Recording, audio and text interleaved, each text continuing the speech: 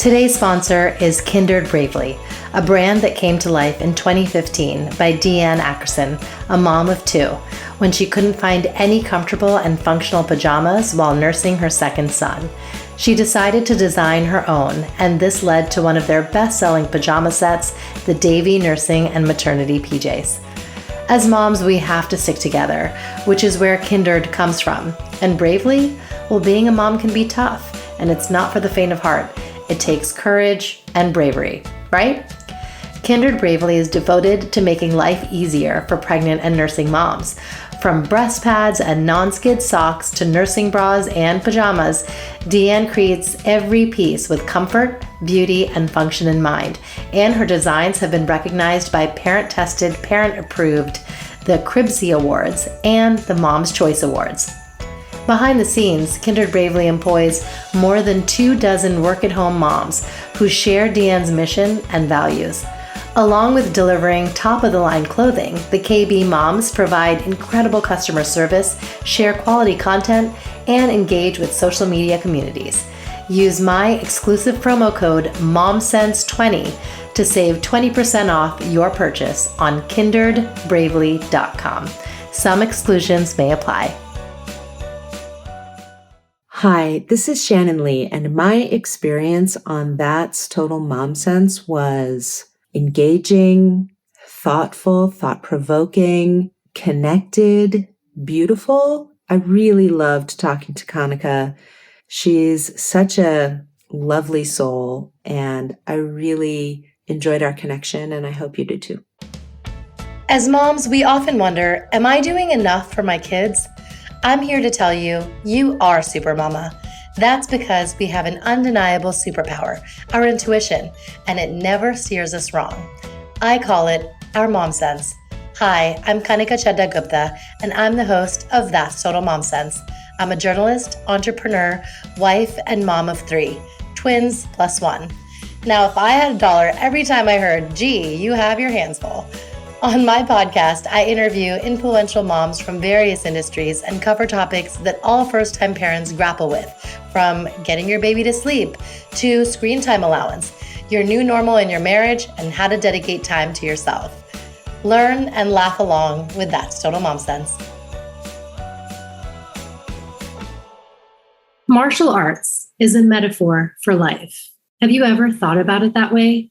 It requires a fine balance of the body, mind, and spirit, a keen understanding of people and their intentions, skill, flexibility, wisdom, focus, anticipation, practice. And after you're hit to the ground with this challenge or that level of adversity, you muster up the courage and willpower to stand up again. This is what living is all about. Today, I am joined by a woman who lives by this philosophy more than anyone I know. She is Shannon Emery Lee. She's famously known as Bruce Lee's daughter, but she is so much more than that and is carving her path and place in this world in such an authentic way. Across the globe, billions revere her father, who made his mark as an incredibly talented martial artist, filmmaker, actor, and philosopher. But to her, he was simply dad. To say she had big shoes to fill is an understatement, and to think her father's shoes were never worn again when he passed away at the age of 32, and little Shannon was just 4 years old. Shannon has been a keen martial artist throughout her life in her own way. She's also an American singer, actress, producer, and entrepreneur. After her father's death, her mother, Linda Lee Caldwell, left Hong Kong and raised her in California, along with her brother, Brandon Lee, who also died far too young during an accident while shooting for a film. People tried to tell her that acting was not good for the family, but Shannon decided to maintain the legacy of her father and learned martial arts from his students. She then made her debut into film and TV with movies like Enter the Eagles and Martial Law. She endeavors to persevere and promote her father's legacy as the president of the Bruce Lee Foundation and Bruce Lee Enterprises. She's the executive producer of the Emmy-nominated series Warrior on HBO Max. Her book, Be Water, My Friend, pays homage to her father's life and teachings. And her most important role is being a dedicated mother to her daughter, Ren. Shannon, welcome to the show. Thank you. so wonderful to be here with you. Thank you. So I do want to kind of ceremoniously open our interview. And so we can start with a bow. Wonderful. Thank you. Thank you. Okay. So I want to just start with how we met, because I do feel it's significant. And I feel like I see you and your spirit on a whole other level. We met through our friend and intuitive, Tony Leroy, and he somehow knew that we would click. And I just want to thank Tony because you are such a gift. Oh my gosh. Well, he is intuitive, so he would know. And I thank him too. I'm so grateful to know you and to be in connection with you. And he's just such a wonderful light. And he and I have been friends for, I don't know, 24 years, something like this at that point. So, Wow. You know, when he says, I think you would hit it off with this person, I'm immediately like, okay. Yeah, exactly. Yes, he's so plugged in. He knows. Yeah. And I want to just share, my connection to your father, because I feel like if you ask anyone, especially those who are 80s or 90s kids, we all have a Bruce Lee story, which is just so incredible that your father has touched so many lives. So my dad and I, growing up, we didn't see eye to eye all the time. But I remember when I was 14 years old, we would watch countless Bruce Lee films together. And in fact, we would mark them in the TV guide that we got every Sunday. So we would mark them with a felt tip pen that we have to, make sure to tune into this together. And of course, rent films from Blockbuster. And, just one fine day, he signed both of us up for Kung Fu. And we went every Saturday to a school called Shaolin Worldwide. And we both were taking this adult class together. And it was really transformative because here I was, this adolescent with my dad, and we're taking a class and learning a new life skill from zero and being able to hone the craft and practice together and spar with our punches and blocks and learn the tornado kicks. I mean, these are memories I will never, ever forget. And it all came to be because of your father. That's amazing. That just warms my heart to hear that sort of thing. And that's what I really feel like Bruce Lee does at the end of the day is he brings people together, which is such a beautiful thing. Yes. Thank you for sharing that. Absolutely. Absolutely. So tell us a little bit about your legacy. I want to take it all the way back a few generations. So your grandfather was a Cantonese opera singer. Tell us about him and his life in Hong Kong. Yeah, so he started his life in Canton province in China and then came to Hong Kong. And he became a Chinese opera performer, comedian. He also starred in films, Cantonese films here and there. And he started a family with my grandmother, Grace Ho, who was part European. She wasn't not 100% Chinese. And they ultimately went on to raise 5 kids.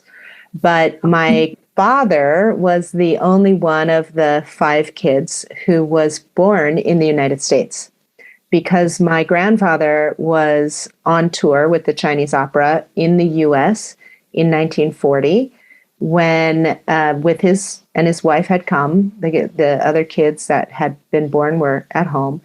So she gave birth to my father in San Francisco, in the hospital in Chinatown, San Francisco.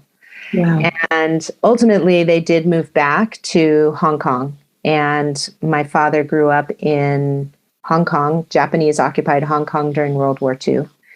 And a lot of performers who were in the States did not go back, but my family did go back. His other kids were there, obviously. And then also that was his home. So it's where he wanted to be.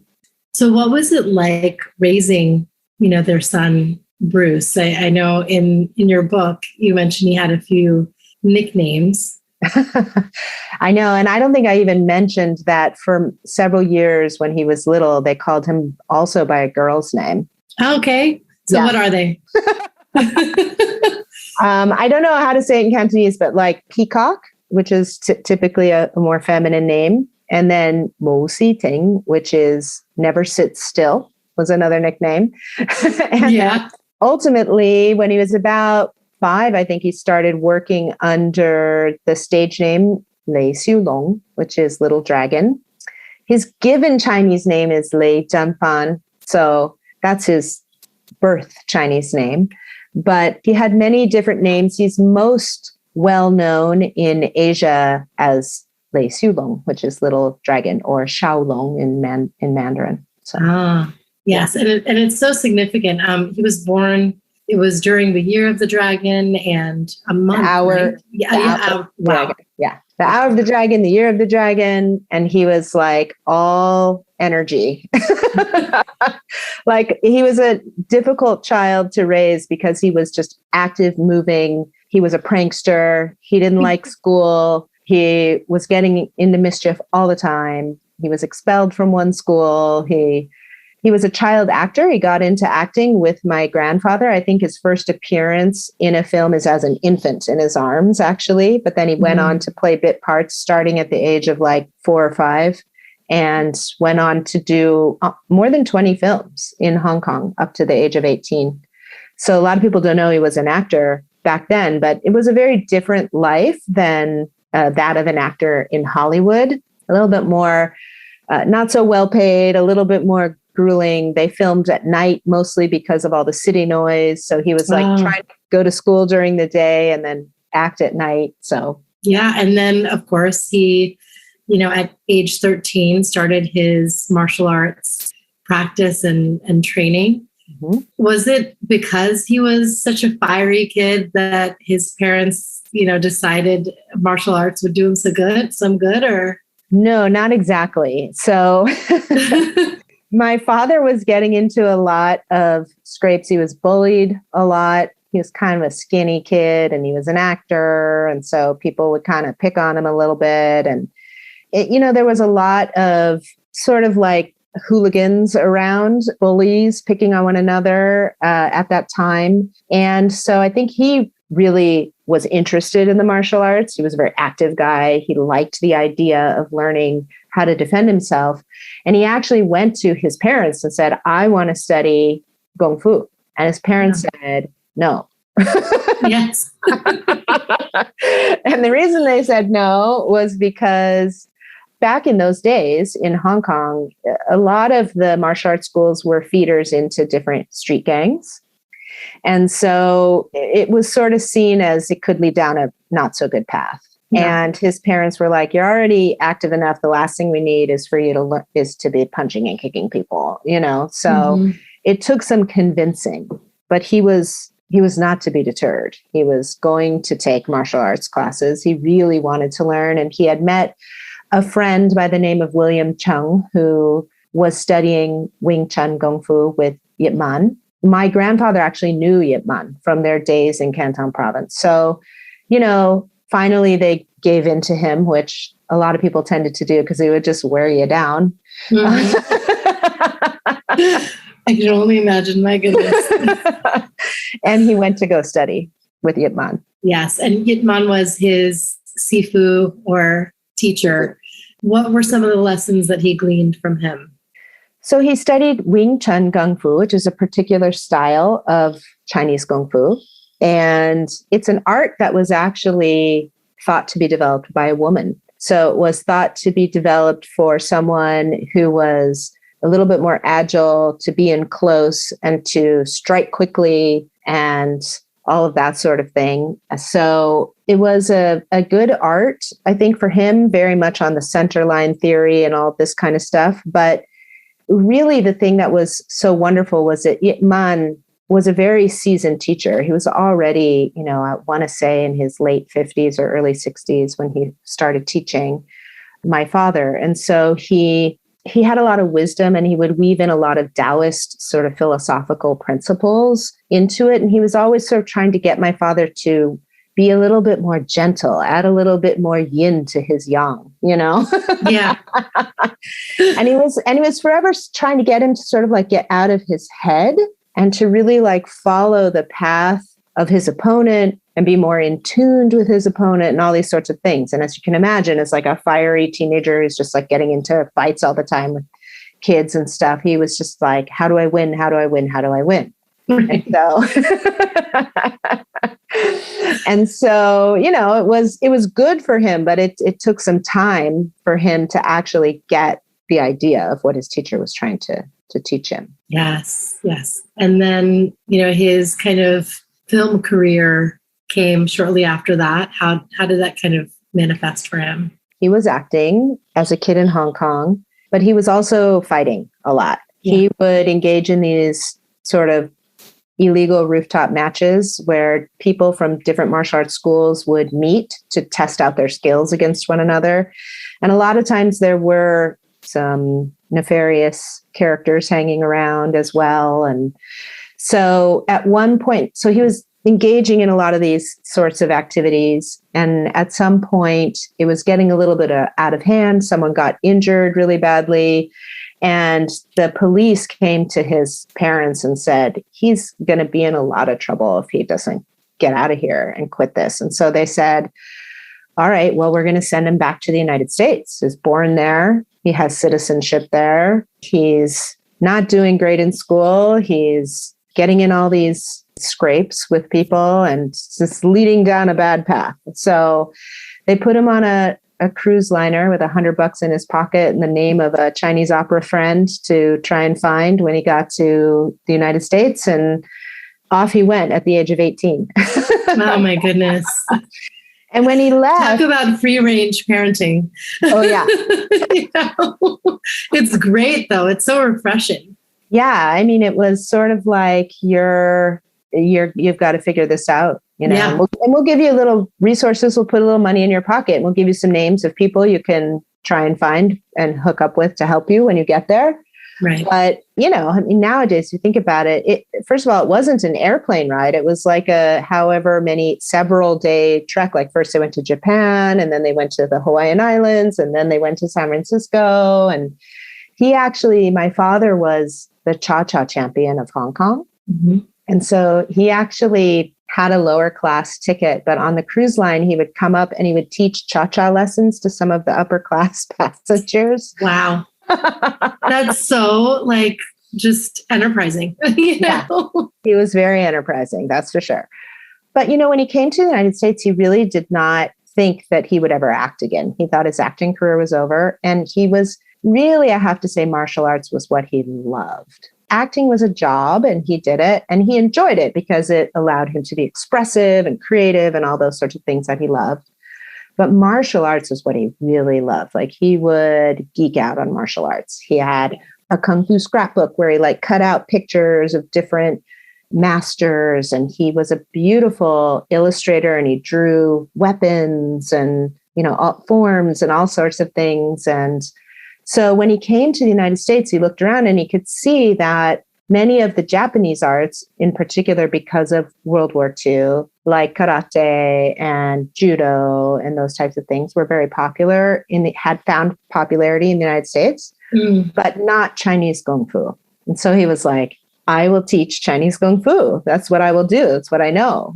And so he just started giving demonstrations, meeting up with people, connecting with people, and ultimately got a bunch of students together who wanted him to teach, and he started teaching. But it wasn't until several years later, 1964, I guess, when he was he was exhibiting at the Long Beach International Karate Tournament that he was discovered by Howard. Okay. Yes. Yes. Yeah. Yeah. You learned about your father through stories. I'm sure your mom gave you so many different stories, Brandon, his friends, his students.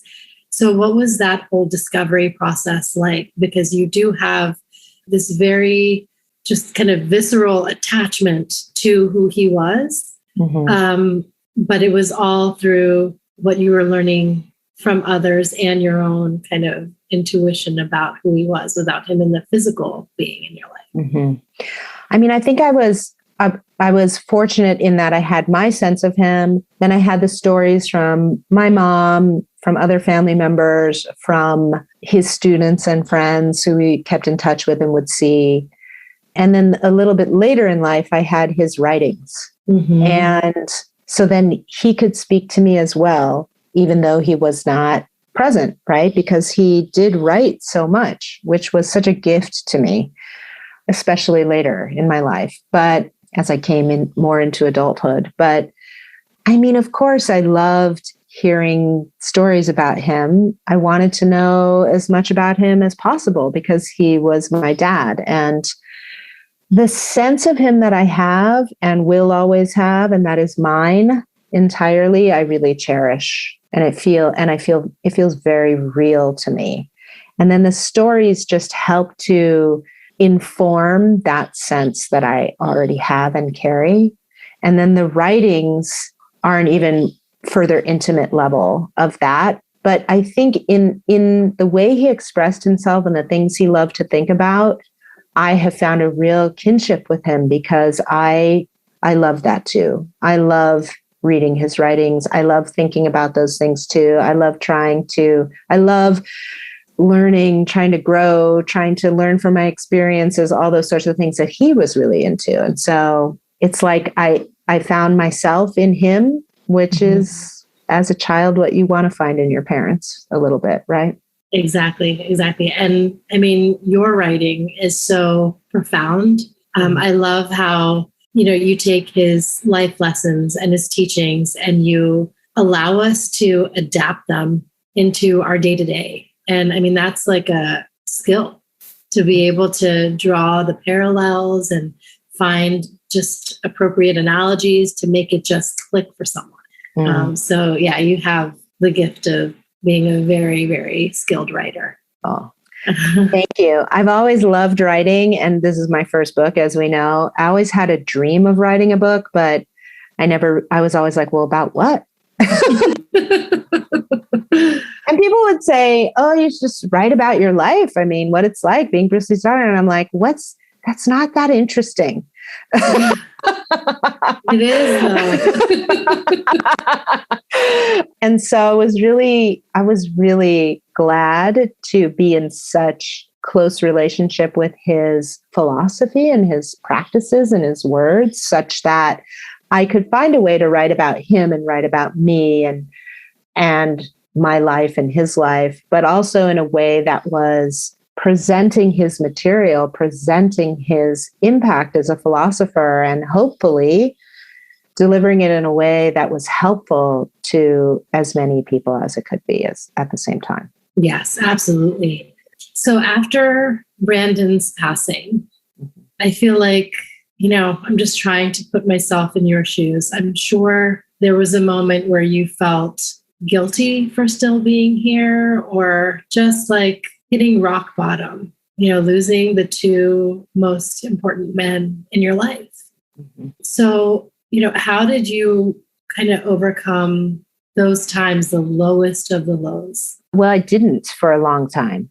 I would say it took me about 7 years to work through the bulk of my grief because I didn't know how to. I really didn't. And when my brother died, and it was so sudden and so tragic and so unexpected and so out of the blue, it just threw my whole life into chaos. Yeah. I didn't know how to process it. I didn't know how to grieve it. I wasn't raised in any particular cultural or religious tradition that would help to put a framework around it. And so I really felt lost. I was like, hold on. And I'm sure anyone who's suffered a loss has had the same feeling, which is, how are people still functioning, going to work? How's the world still spinning? Like, what? My whole concept of life has just been shattered to a certain degree. And I'm just supposed to keep going. I'm just supposed to keep I had decided to pursue an acting career, and I was getting ready to move back to LA to pursue an acting career side by side with my brother. And I was so excited about that. And then I was like, I'm just supposed to do that anyway. And I did, but that it was not a particularly successful acting career because mentally and emotionally and spiritually, I was just a mess. I was literally going through the motions of each day, And on the inside, I was just in terrible pain. And as anyone knows, grief is physically painful. I really didn't know what to do. And quite frankly, I think there were two things that really started to shape me and toward finding some sort of refuge, some sort of path to get on to heal myself. And one was that I just had this repetitive mantra going in my head, which it was not purposeful, but I didn't know what else to do in my brain. I just kept thinking like, help me, help me, help me, help me. I can't live like this. Like I am living like this, but it's so painful and I don't want to live like this. So, I mean, I never literally thought about ending my life or any of that, but part of me was just like, this is not okay. Like so how do I make it okay? Because this is not it. And so I really honestly believe that cry from me to the universe, that internal cry from me to the universe, and the universe responded and was like, okay, we're going to put some things in your path and you're going to find your way. And there were a handful of things that popped up in my path. And the first one of which was my writings. So my mother was writing some books about was looking to publish some books on my father's writings. And so they had amassed photocopies that were like 3 phone books high, back when there were phone books, of paper. And they said, oh, we've photocopied all of his writings. Maybe you'd like a copy. Here you go. They handed them to me. Nice. And I was like, holy cow, this is a lot of writings. And of course, I knew some of them. I knew the Be Water quote. I knew using no way is way, having no limitations, limitation, and some of his more famous things. But I had never read all of his writings. And I just started leafing through them. And I came across this quote that I had never seen before. And as soon as I read it, I don't know, it's just like this light bulb went off in me. And the quote was, "The medicine for my suffering I've had within me from the very beginning, but I did not take it. My ailment came from within myself, but I did not observe it until this moment. And now I see that in order to find the light, I must be like the candle and be my own fuel." And it was just sort of this like, I don't know, I feel like it was the word suffering that caught my attention, the medicine for my suffering. It was like that phrase. And I was like, there's medicine for my suffering? Yeah. I am clearly suffering. What's the medicine? And the medicine was like, it's you. And you have the ability to heal yourself, but you have to be willing to look. You have to be willing to go on that journey, seek your cure, look at everything that's coming up. And that sort of started me on a path to seeking my own cure. Did you know there's an organizing app designed just for families? Named a must-have mobile app on the Today Show, Cozy is an app to help families who are juggling school schedules, practices, meetings, doctor's appointments, and even helps them schedule a workout or a date night. Here's how it works. Cozy tracks everyone's schedules and events in one place with a shared color-coded calendar. Cozy even reminds others about events so you don't have to. No more missed pickups or double bookings. It's easy to get started. You can even pull in events from your family's personal, work, and school calendars. Cozy helps with other things on your plate too. The shared grocery list lets the whole family add items in real time, and you'll never find yourself at the store without the list. It's always on your phone and up to date. If you need help figuring out dinner, there's even a place to store recipes and plan meals ahead. The best part? It's free. Just download Cozy Family Organizer from the App Store, and that's spelled COZI, and get the free app today. You all know I love being organized, using calendars to sync up and labels so you never drop the ball.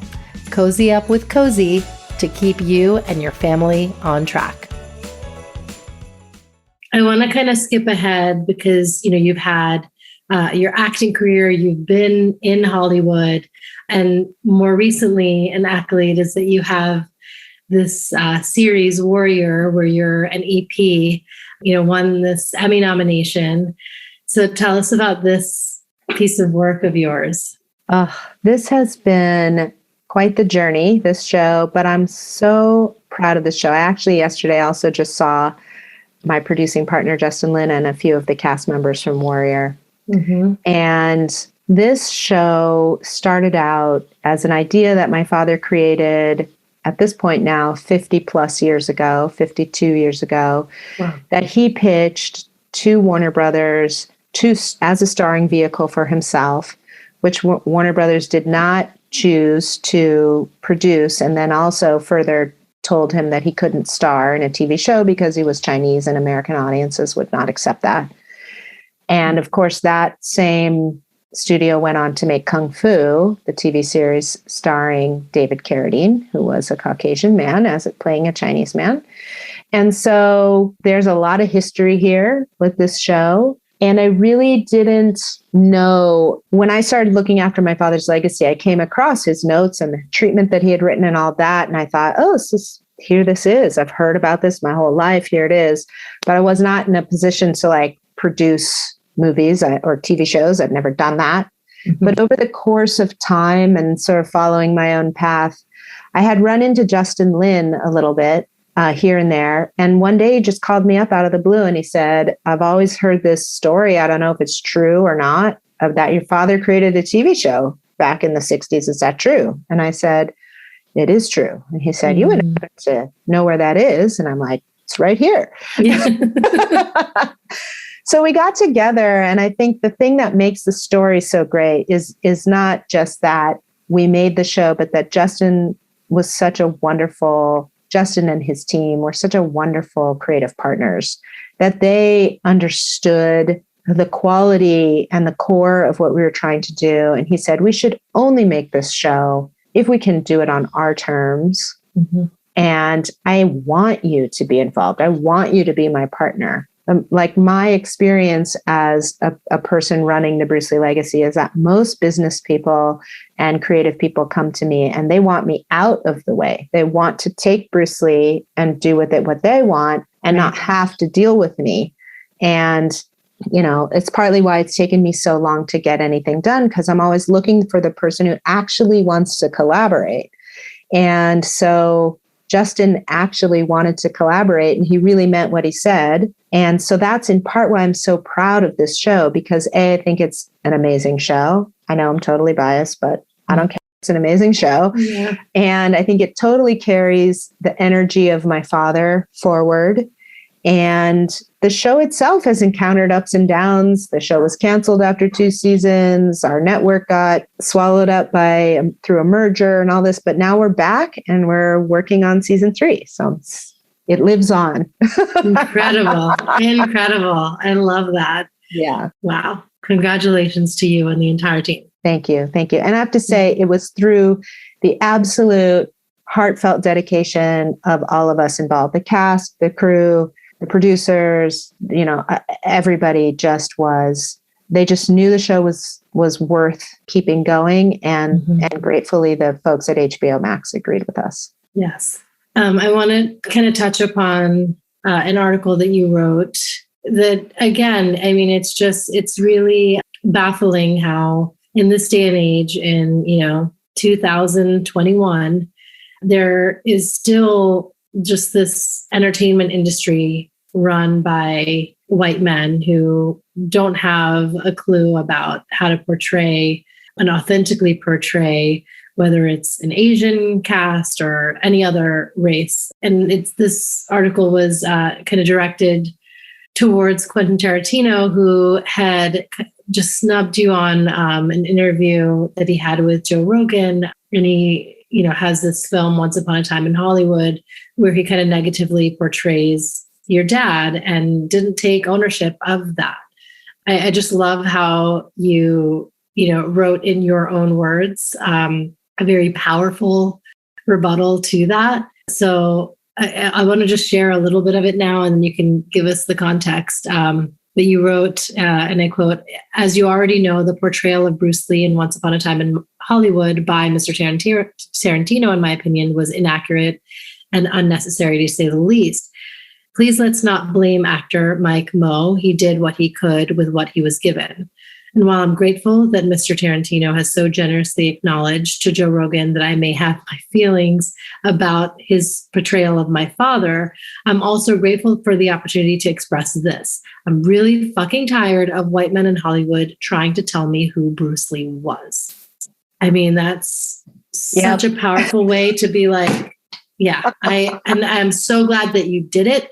And it just, why does that exist? Why do these, figures and fixtures in Hollywood still feel the need to gloss over the truth and fabricate and come up with their own opinions? Like, why? Why aren't they going to really pay heed to someone who knows the full story?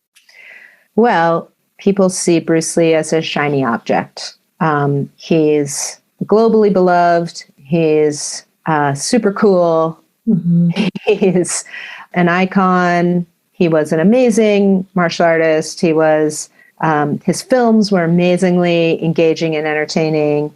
And people want to possess that. They want to use it they want to attach themselves to it, and they want to use it. And I understand that. I understand that desire, I guess I should say. But they want to be able to do that with no accountability, with no concern for anyone involved, with full creative license to do whatever they see fit.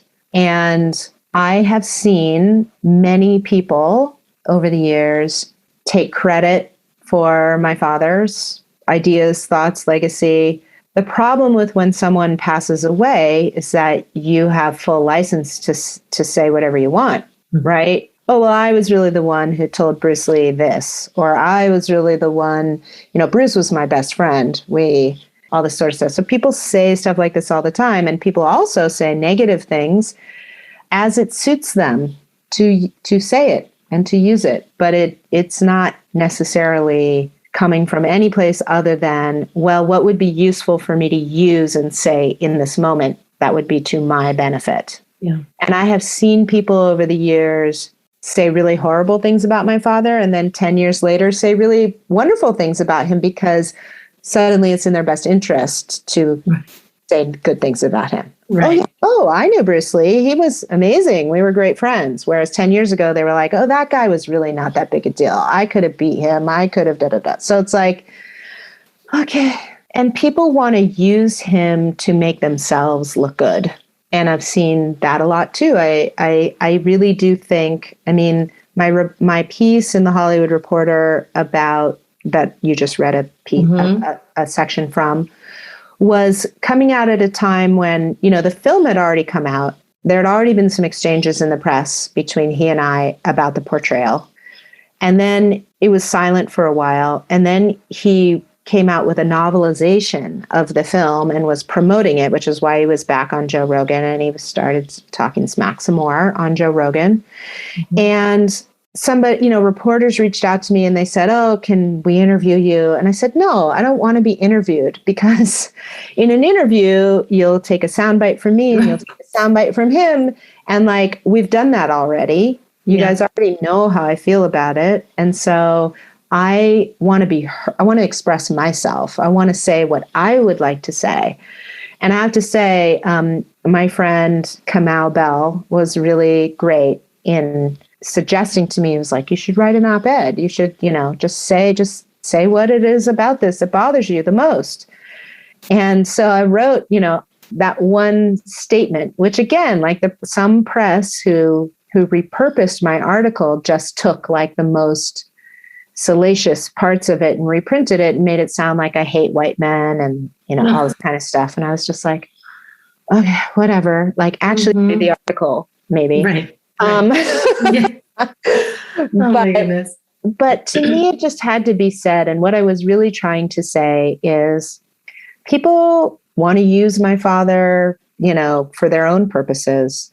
I'm just sort of pointing out a pattern that I see. Mm-hmm. Not trying to say all white men are this way. I work with tons of white men in Hollywood that are wonderful.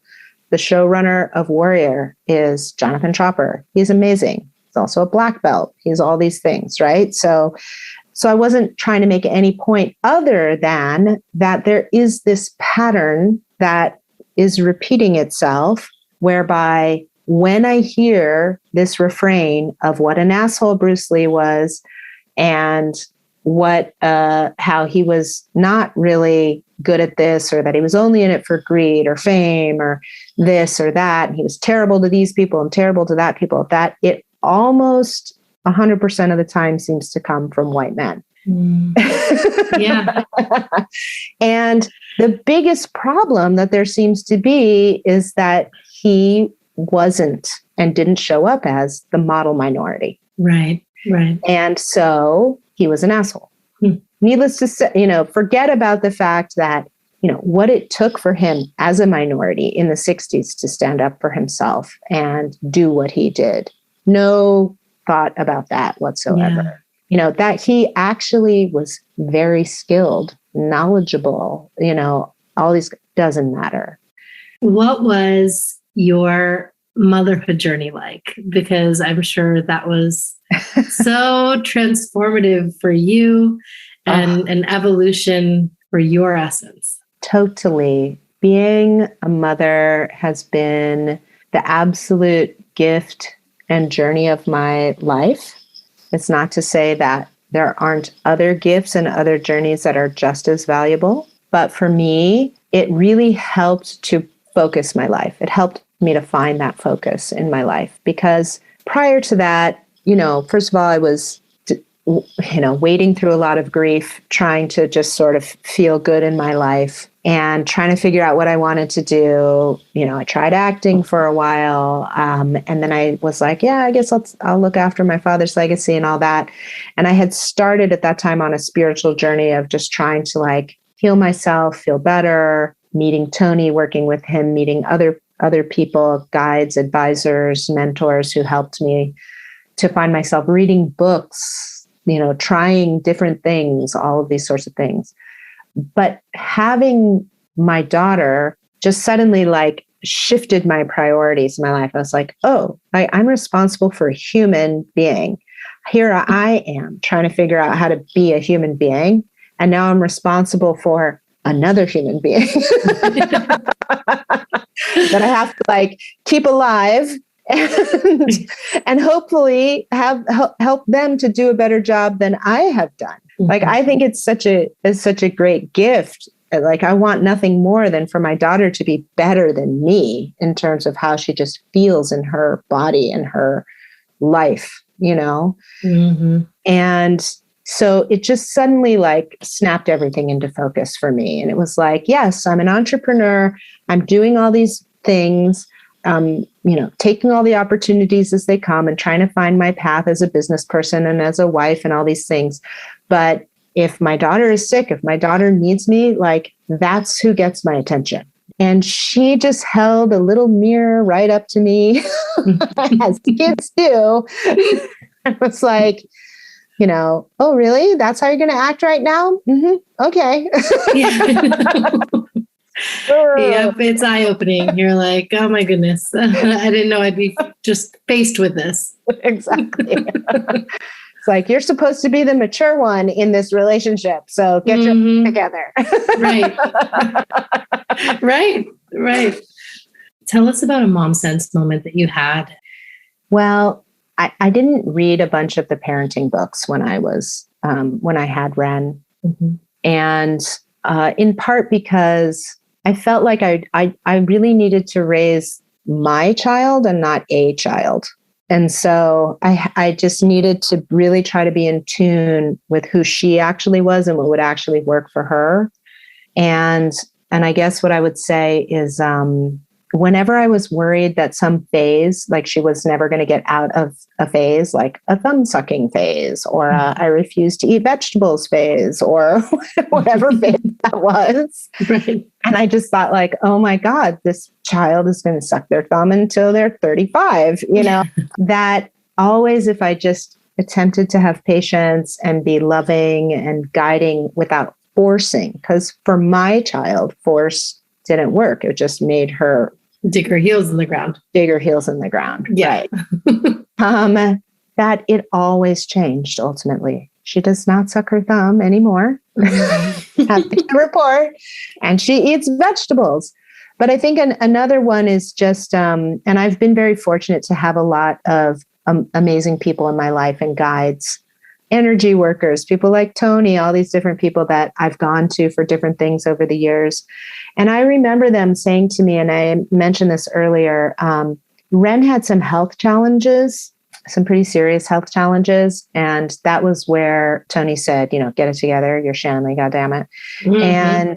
And another person said to me, because we were trying all these different treatments, trying to get her well and all this sort of stuff. And there were some treatments that she just didn't, or some doctors or some people that she just didn't like them.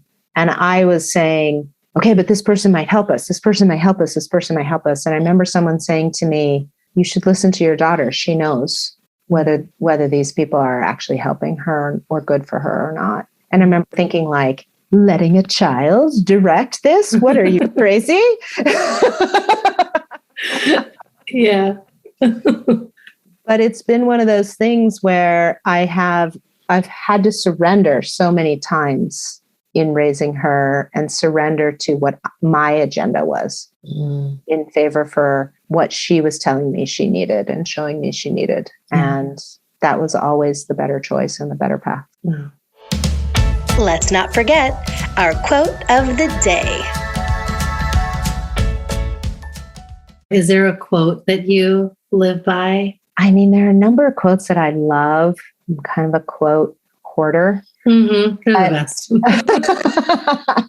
But I'm also not good at like memorizing them. But I think right now what I'm trying to remind myself of, because there have been different points in my life, depending where I'm at, where I'm trying to remind myself of things. Like I mentioned this in my book. At one point, I had little Post-it notes all around my house that just said B-E, period, which was like, be here right now where you are, stay present. Don't be freaking out about the future or getting lost in the past and all the things you've done wrong in your life. Like, be here now. And right now, I think what I'm trying to remind myself of and to live into is life at the level of energy and the oneness of all life.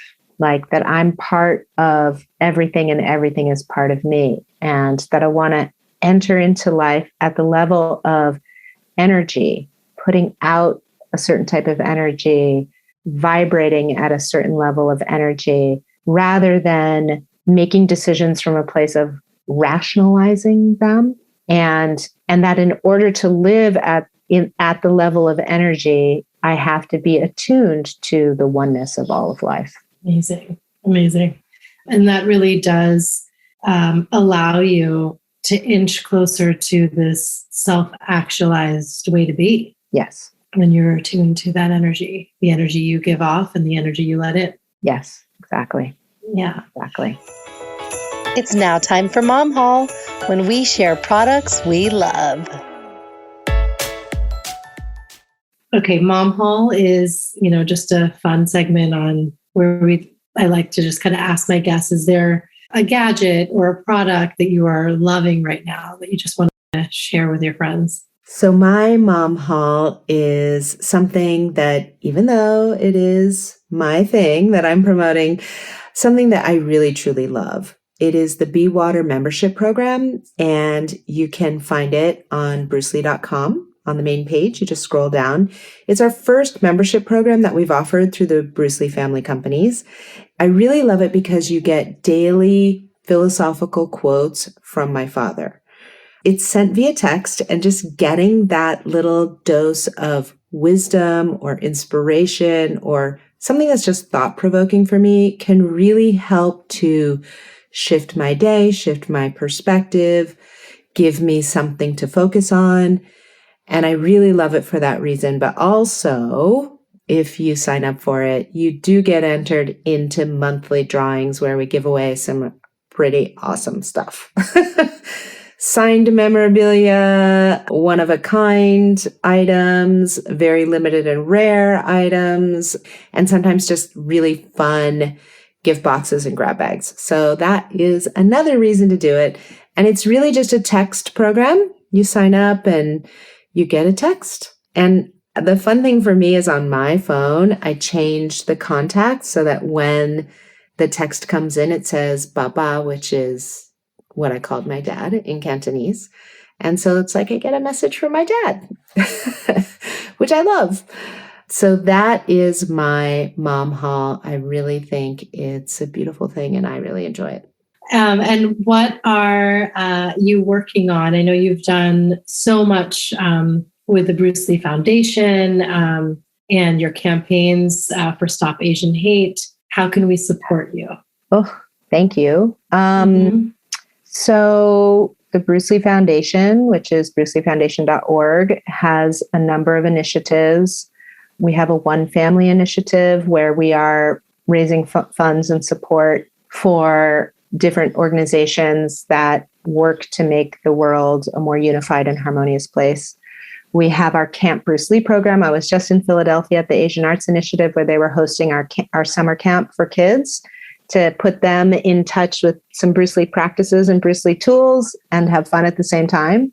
And that was super awesome. So we're looking to expand our camp. Oh, fun. Yeah, so fun. And, I've got more projects, film, TV, book projects, all sorts of things that are in the works. And I guess most importantly, in a couple of months, I'm going to be launching my very own website, separate from Bruce Lee. Amazing. Yay. We're so excited to be able to follow you and, learn more about your ongoing work in so many different facets and industries.